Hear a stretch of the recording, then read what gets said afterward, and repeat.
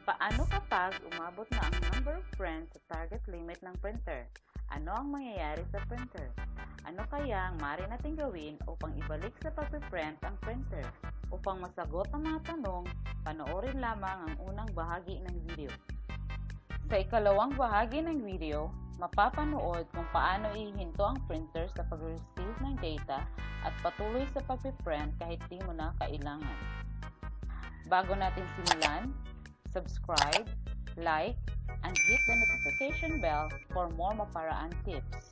Isa sa mga dahilan ng pag-ilaw ng dalawang lights at pagtikit ng printer sa pagpiprint ang 100% waste ink pad counter. Upang ayusin ito at bago natin simulan ang steps ng resetting, dapat meron na kayong Epson resetter o anumang resetter na kapareha ng model ng inyong printer na naka-install na sa inyong laptop or PC. Kung wala pa, isi-share ko sa inyo, i-contact nyo lang ako sa inyo ad na makikita sa inyong screen. Hanapin kung saan nakasave ang resetter at buksan ito.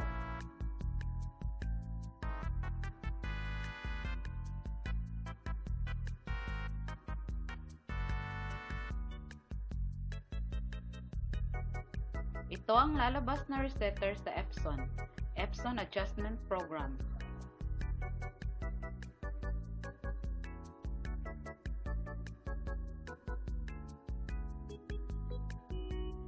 Select kung anong Epson model ng inyong printer.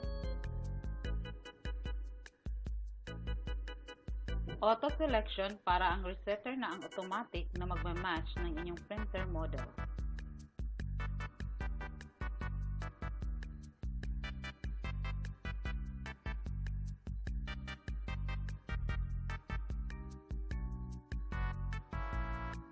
Marami ditong pagpipilian kung anong aksyon ang inyong gagawin, pero focus lang tayo sa waste ink pad counter.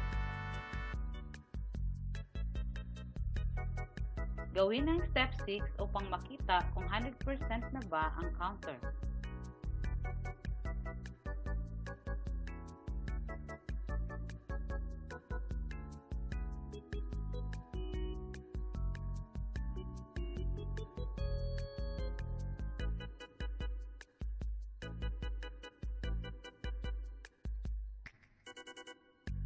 Ulitin ang step 6 upang maging 0 ang counter.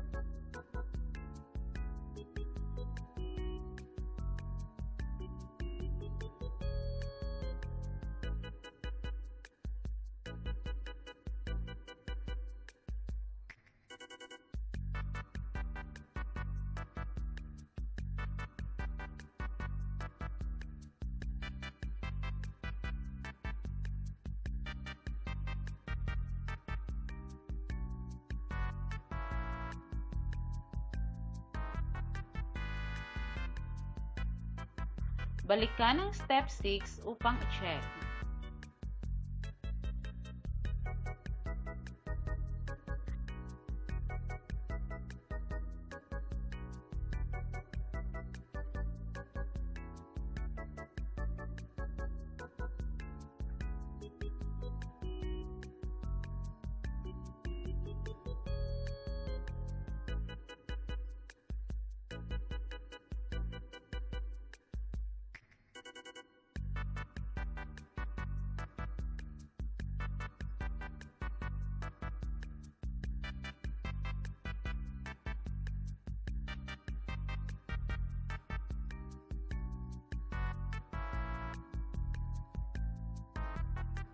Pagbukas mo ba ng printer, nagpiprint agad nang di ka pa nakakapagsimula?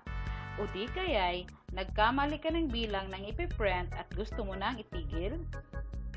Panoorin lamang ang ikalawang bahagi ng video upang makita ang mga hakbang na dapat mong gawin. Sundan lamang ang mga hakbang.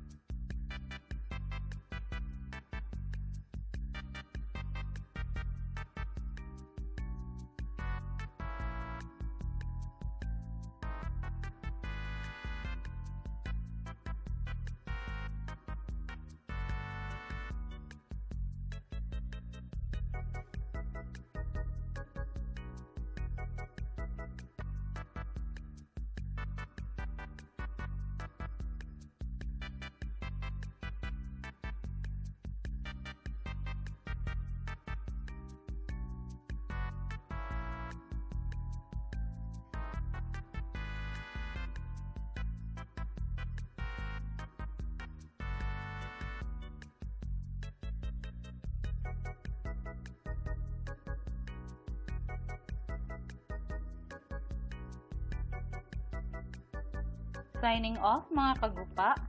Sana makatulong. Salamat sa panunood.